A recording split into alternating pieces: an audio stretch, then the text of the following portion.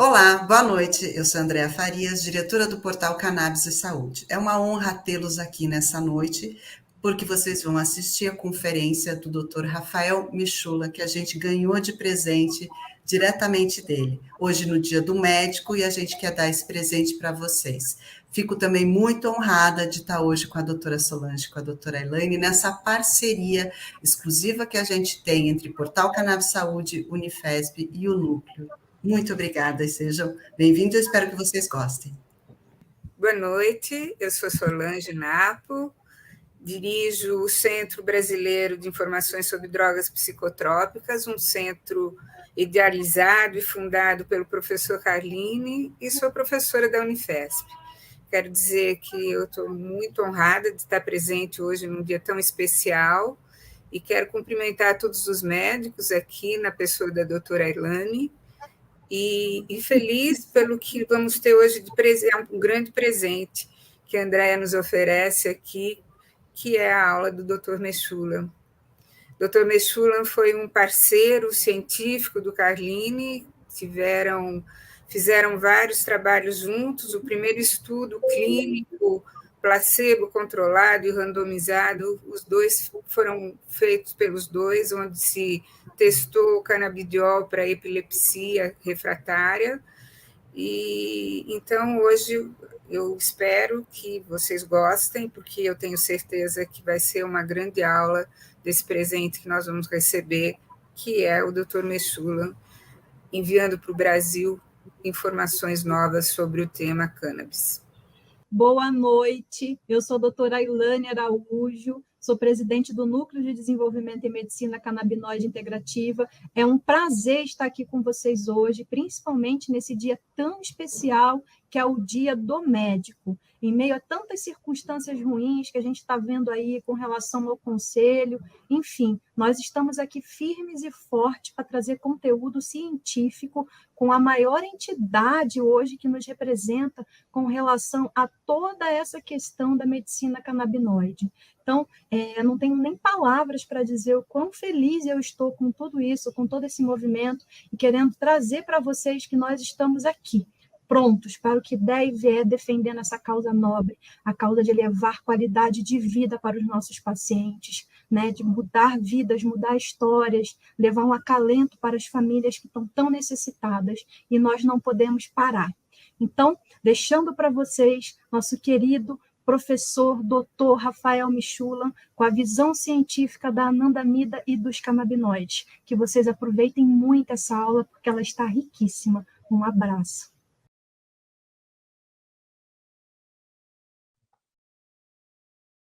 Thank you for the invitation. When we started work on cannabinoids more than 50 years ago, very, very few groups were interested. Things have changed, and they have changed for the simple reason summarized by Pacher and Kunos, two researchers at NIH in Washington. They have published that modulating endocannabinoid activity may have therapeutic potential in almost all diseases affecting humans. I doubt whether we can say this about any other system. And that's the reason that many groups look at the activity of endocannabinoids or of the plant cannabinoids from various aspects. Now, we have worked on three different phases, types of cannabinoid research. One of them is on the plant cannabinoid. Second one is the endocannabinoid, anandamide and 2-AG. And more recently, over the last few years, in additional anandamide-like compounds. When we started work on the plant cannabinoids, essentially only two compounds had been isolated, cannabidiol and THC. Cannabinol had also been seen, but I'm not sure that cannabinol is a natural product. Anyway, cannabidiol, as you can see here, and THC are very closely related. They have essentially the same structure, except the THC has 3 rings, cannabidiol has only 2 rings, and they're completely different in their activity. while THC, as we well know, causes the effects that everybody associates with cannabis, cannabidiol essentially is a compound that is being used today for a long list of medical reasons. Surprisingly, the plant actually doesn't synthesize either THC or CBD. It synthesizes their precursors, their acids. The plant synthesizes cannabidiolic acid. It synthesizes tetrahydrocannabinolic acid.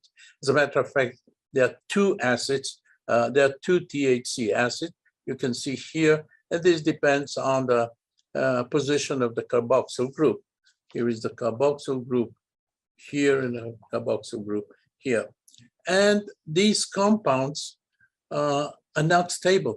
They slowly convert into cannabidiol from cannabidiolic acid or THC from THC acid.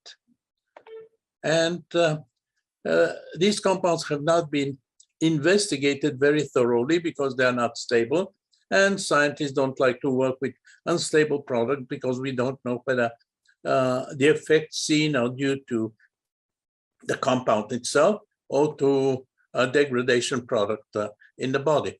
We were able recently to stabilize CBD acid by making a methyl ester, and this is putting a methyl group on the acid.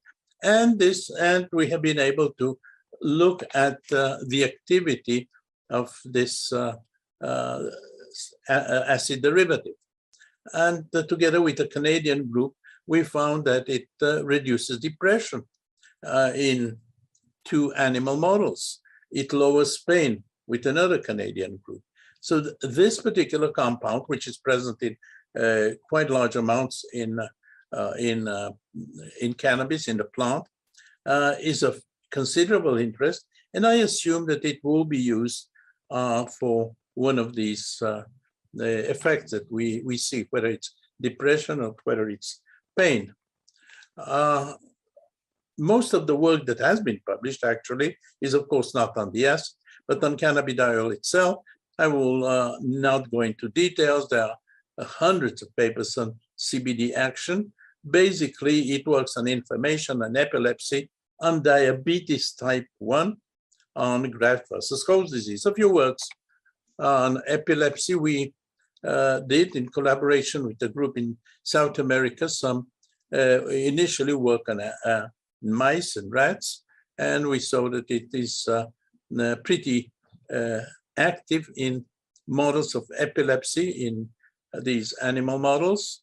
And then we went into a clinical study. We had 15 epileptic patients that were not being helped by the existing drugs at that time. They received 200 to 300 milligrams per day of cannabidiol for quite a long time, 4.5 months. And my colleagues in South America found that 4 patients out of 8 remained completely free of seizures. 3 patients had partial improvement, and only 1 patient had no improvement. With the placebo patients, of course, we saw essentially no change.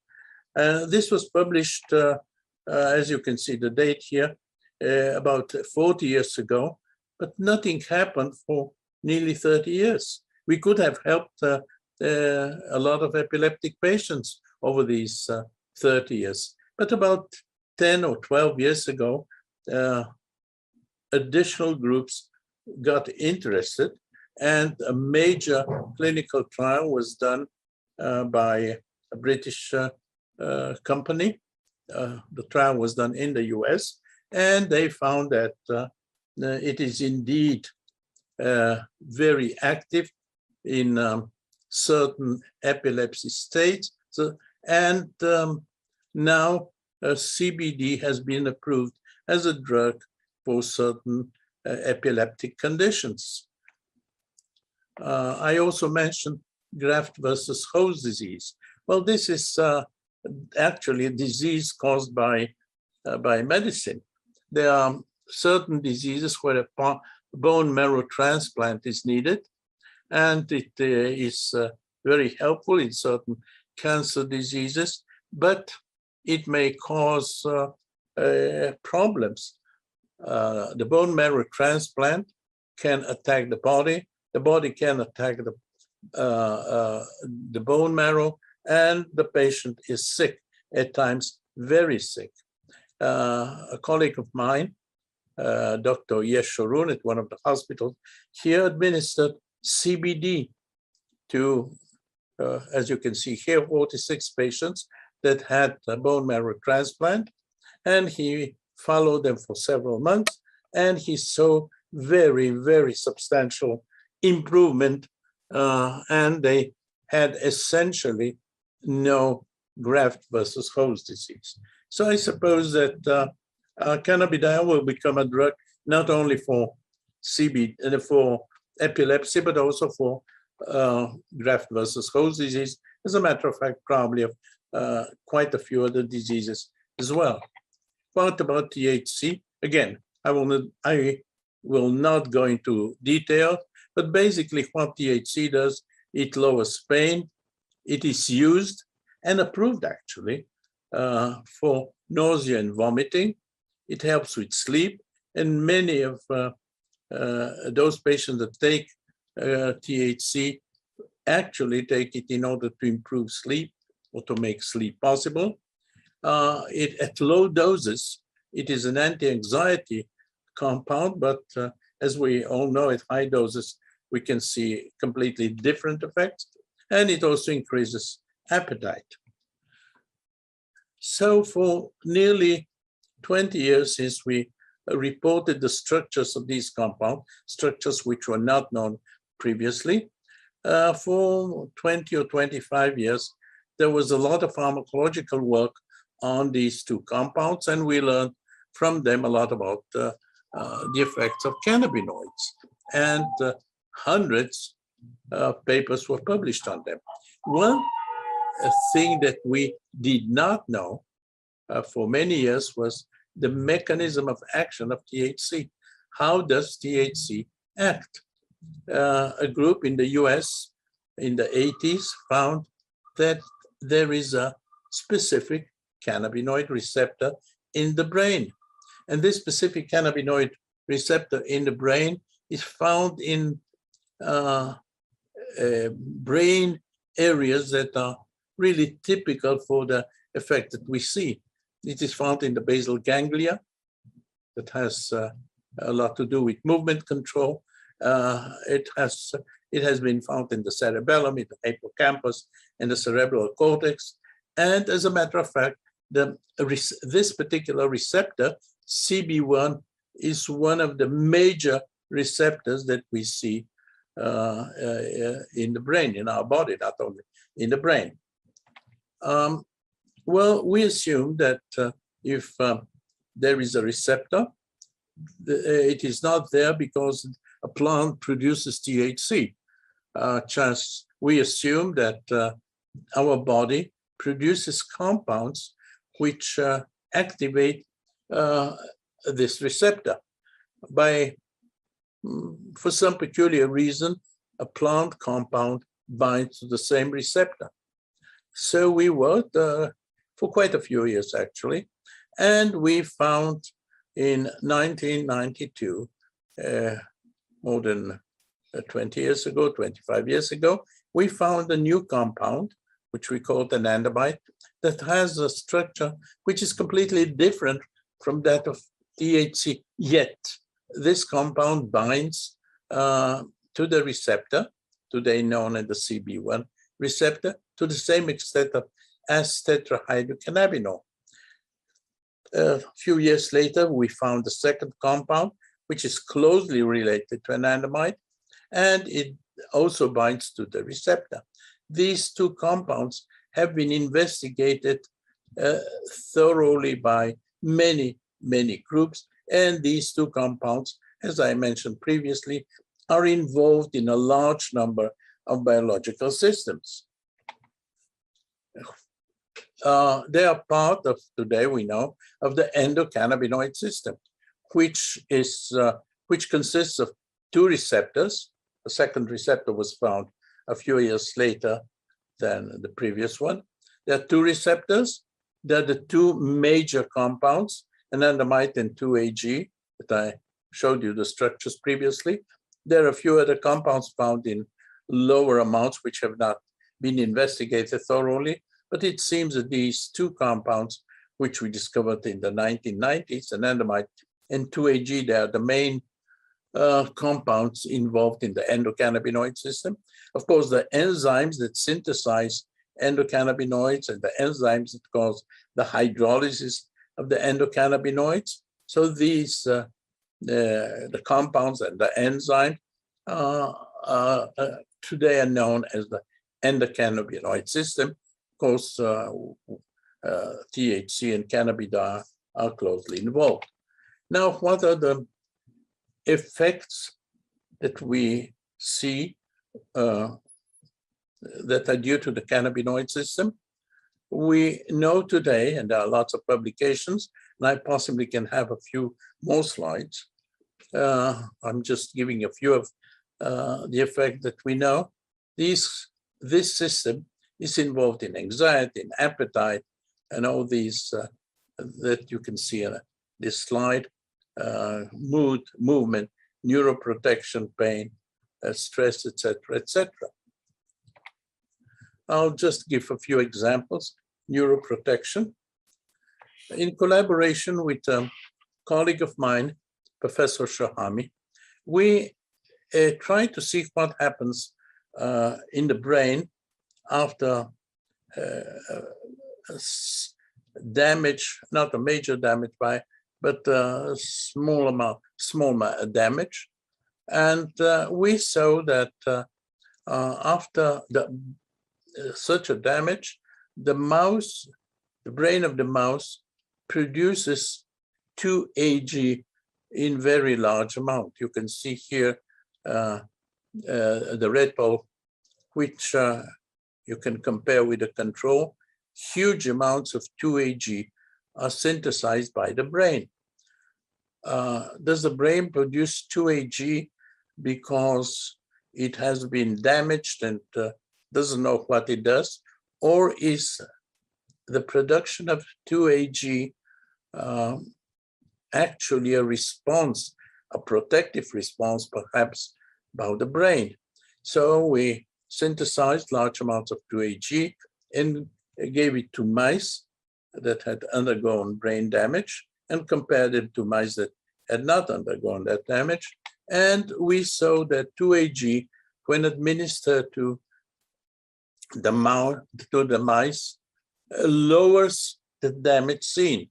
Here you can look at the brains of mice that have received 2-AG compared to control animals, and we can see that the damage in the controls is 50% higher than those that received 2-AG.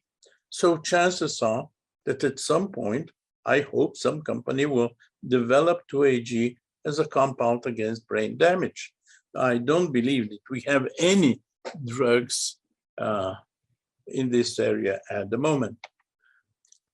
I mentioned that there are two receptors. One of them, the CB1, when THC or anandamide bind to the CB1 receptor, they lead to those effects that we know are associated with cannabis.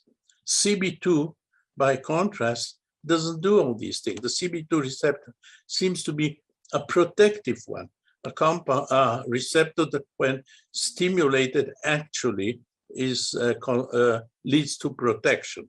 And the protection can be in various areas. There are papers on protection of heart problems, atherosclerosis, stroke, liver fibrosis, etc., etc. And I'm under the impression that several of the major companies are working on specific CB2 receptor compounds for specific diseases. And we and many others have published compounds which act on the CB2 receptor alone. And here are two examples from my lab. One of them is the HU Hebrew University, HU308, which you can see binds very well to the CB2 receptor, but does not bind to the CB1 receptor. Or the second compound, which is a different one, which is HU910, binds to the CB2 receptor extremely well and rather poorly to the CB1 receptor. I mentioned brain injury, and in brain injury, we see quite a lot of different types of damage. One type is has to do with glutamate, cytokines, reactive oxygen intermediates, and these can lead to cell death. Another type of damage is vasoconstriction. And we tested 2-AG to see whether it has to do with vasoconstriction. And I mentioned 2-AG because we saw in one of the previous slides that 2-AG is helpful in brain damage. And yes, indeed, it helps with vasoconstriction. It lowers the vasoconstriction in the brain. However, and we were surprised really, however, the total extract of the brain was much better than 2-AG alone. So we assumed maybe we have another compound, much more active compound than 2-AG, which works on the vasoconstriction, vasodilation. And a student of mine, he did his PhD on this topic, looked for compounds or a compound that is better than 2-AG in vasodilation. And after quite a few years of work, we were able to identify a compound, the structure, we isolated and elucidated the structure. It is arachidonylserine. It is very close to anandamide. Both compounds are derivatives of arachidonic acid. This here is the arachidonic acid. Both are bind to, in this case, ethanolamine, and in this case, exactly the same, but with a carboxyl group here. Essentially the same compound as anandamide, but ARA-S, arachidonylserine, does not bind to the receptors and is much more potent than anandamide in the vasoconstriction. And you can see that the three compounds, the anandamide, the 2-AG, and ARA-S, arachidonylserine, ARA-S, very closely related, but they have different activities. I mentioned head trauma, so we looked at a few additional compounds present in the brain that may act on brain trauma, and we found that ARA-S, as I mentioned, the ARA-S previously, is pretty good in lowering brain trauma. It is as active as 2-AG. Surprisingly, two very closely related compounds, also present in the brain, are essentially inactive.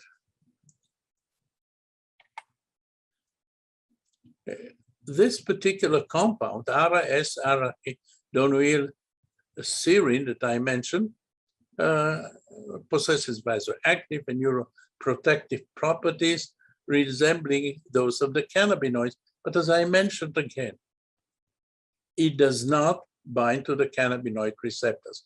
I'm not sure how these things work together, as I believe the neuroprotection with the cannabinoids, with anandamide, has to do with the CB1 and CB2, but ARA-S does not. So here we may have two different mechanisms leading to the same type of effects.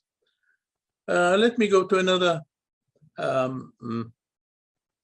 field which cannabinoids are involved. It has been published, and there are several papers on this, that in Greece, Greek peasants seem to have less osteoporosis than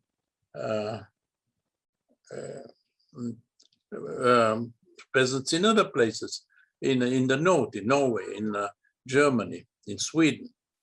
And we wanted to know why this happens. And we found that the bone contains a compound. It is also present in the brain, oleucirine, which promotes osteoclast apoptosis and increases bone formation. Let me explain.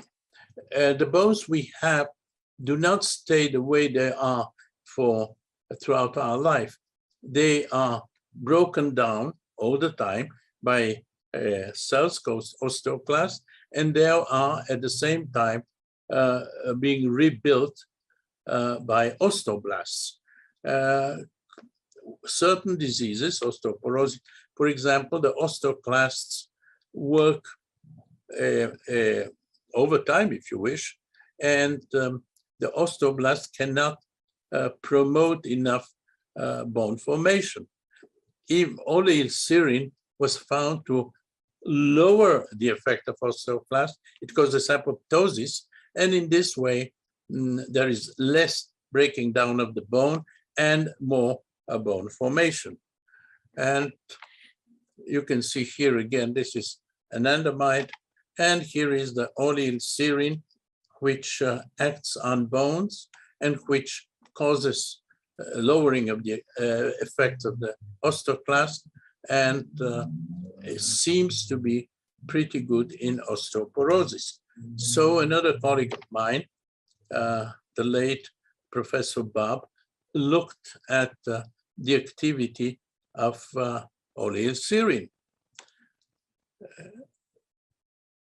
He caused osteoporosis and osteoporosis-like disease by causing ovaryectomy in female mice. And indeed, if one causes ovaryectomy and looks at the mice after about 40 days, we see that the bones are, the bone content goes down. But if we start giving oleucirine at this point, we can see not that the bones do not continue breaking down. As a matter of fact, recover. Now, most of the drugs that we have for osteoporosis nowadays usually just stop the disease, or they stop to a certain extent the disease. Very few of the drugs, if any at all, cause the formation of the bone again. There are quite a few diseases known that are closely related to osteoporosis. There is a disease called Prader-Willi syndrome, which causes bone abnormalities. They are closely related to osteoporosis. Of course, the Prader-Willi symptoms has a lot of other effects, but I'm speaking of the bones alone. And it was found that in Prader-Willi syndrome, the body produces lower amounts of oleucirine. So when my colleague, Yossi Tam, who is a specialist in this area, started administering oleucirine to animals that have the Prader-Willi syndrome, they most definitely caused enhancement of bone formation and improvement of the bone disease. Now, all these compounds I mentioned, all these anandamide-like compounds I mentioned, are not very stable. All of them are amides that can be attacked by amidases, and therefore I doubt whether they can be used as drugs on their own. So we prepared a few derivatives. Now I wouldn't go into the chemistry. One of them is a HU671, in which the amide bond is kind of protected, and the enzyme does not attack it as easily as in the compounds I mentioned, or in serine, for example. And indeed, the 678 exhibits high efficacy in reversing the osteoporosis, and it is active in the Prader-Willi syndrome. Let me move to another field. One of the major problems we have in medicine today is that many of the microbes we have antibiotic resistance. And if we cannot overcome this major problem, we shall probably be back as if we were in the 1930s with microbes that we cannot attack by antibiotics. We try to see whether our body has a way to work against this microbial resistance. And after quite a lot of work, which was done in the lab of Professor Sternberg in collaboration, we found that methicillin, an antibiotic, against which certain staphylococci or streptococci have become resistant, we can enhance the activity of the antibiotic if we give the antibiotic together with anandamide or ARA-S, the same compound I mentioned previously, arachidonyl serine. And we found that ARA-S really can overcome the microbial resistance of these particular microbes. We are looking at many additional microbes at the moment. We're looking at additional compounds, but this may be a very promising field or promising way of overcoming microbial resistance. And here again is anandamide, 2-AG, and ARA-S, which I mentioned previously. What is the mechanism? How does ARA-S do that? Well, when microbes are attacked by an antibiotic, one of the ways they can resist is by producing a biofilm. Millions of microbes get together, they form a biofilm, which is not attacked by the antibiotic. The ARA-S prevents the biofilm formation by altering the surface of the cell without actually killing the bacteria. And let me end with a completely different field, the field of nicotine addiction. Quite a few people that smoke cigarettes or other types of tobacco become addicted to nicotine. And this addiction causes them to smoke, although they know that smoking is not good for them. And we wanted to see whether our body has a way of preventing, lowering this type of this addiction. We found a paper in the literature that the person who was involved in a traffic accident and was addicted to nicotine, after the traffic accident, which he had a brain trauma, he was not addicted anymore. So we thought maybe, just maybe, the brain is producing a compound that blocks the addiction. And so we looked forward and we found a compound which again is very closely related to anandamide. It is a fatty acid. It is a fatty acid bound to this part here, to this forming an amide. And a colleague of ours in the UK, in Canada, went ahead looking whether this compound indeed, those models of addiction is active. As a matter of fact, and I want to stress this again, I mentioned several times that I work with colleagues. All my work is done in collaboration with friends and colleagues. In this case, in the field of addiction, we are a group of 4 labs.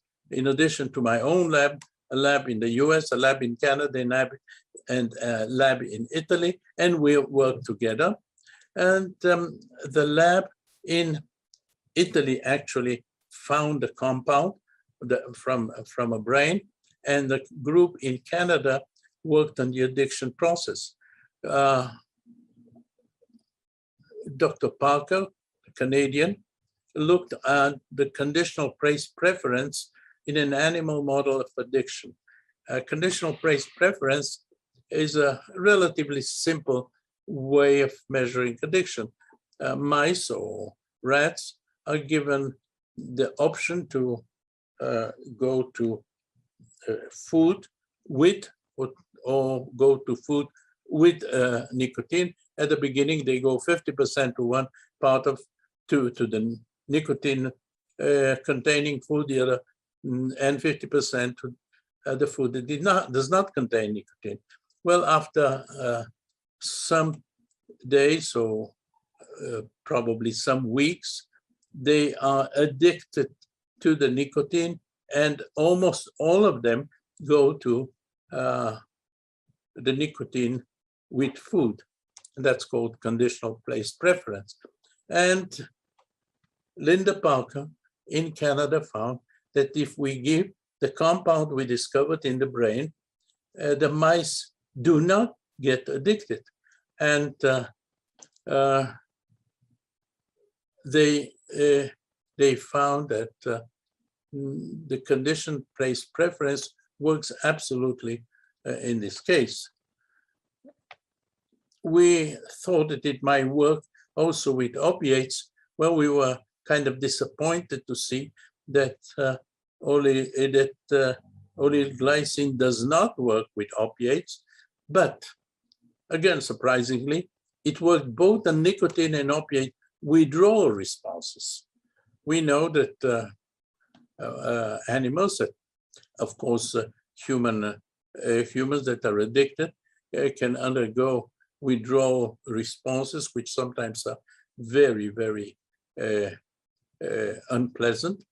And we found that oleoglycine eliminates both nicotine and opiate withdrawal responses, which is kind of strange because oleoglycine does not work on opiate addiction. But it turned out that the withdrawal and the addiction, there are 2 different types of response. And today we know that oleoglycine works on nicotine addiction, does not work on opioid addiction, but it works on nicotine and opiate withdrawal symptoms.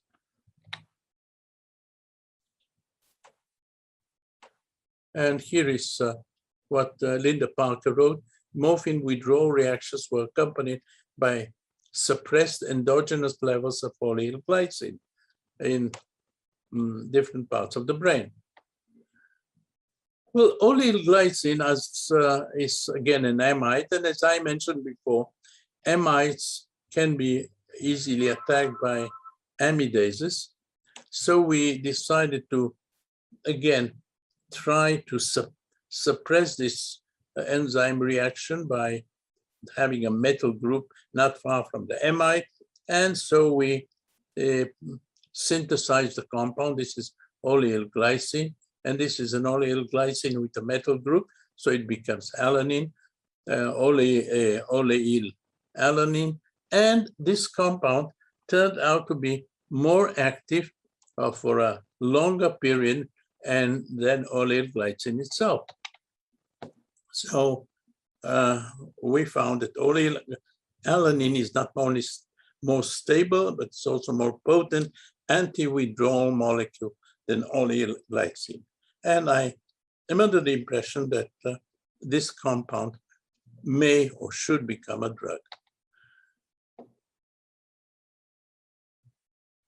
Well, as I mentioned before, on the basis of what I've been telling you, we assume that the exogenous administration of oleoyl glycine or oleoyl alanine may be beneficial for the prevention of nicotine addiction and nicotine and opiate withdrawal. Well, let me summarize what I've been talking about. The endocannabinoids are involved in a large number of physiological processes, and THC, which is a plant cannabinoid, just mimics their actions. CBD derivatives may lead to wide spectrum of novel drugs. Endocannabinoid-like compounds may lead to better understanding of biological processes as well as novel drugs, and CB2 specific agonists may lead to a wide spectrum of novel drugs, may be part of a general protective system. And I want to thank my collaborators in Israel. These are fellows in my lab. There are many other labs, other professors in Jerusalem that I collaborate. I mentioned my work with Professor Bar, Professor Shohami, and some in other academic institutes in Israel.